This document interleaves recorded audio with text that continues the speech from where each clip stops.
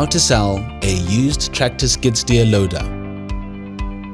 When it comes to selling a used skid steer, it's advised that as much information is given as possible about the item being sold, and information pertaining to the following points will go a long way in helping you to sell your machine. Sellers must provide all the basic listing information relating to application, make, model, price, hours of operation, and year.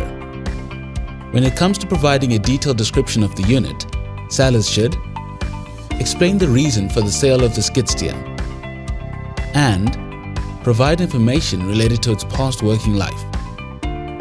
Additionally, detail its current working condition with reference to the engine and its components,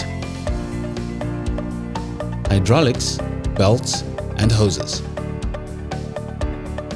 the steering mechanisms,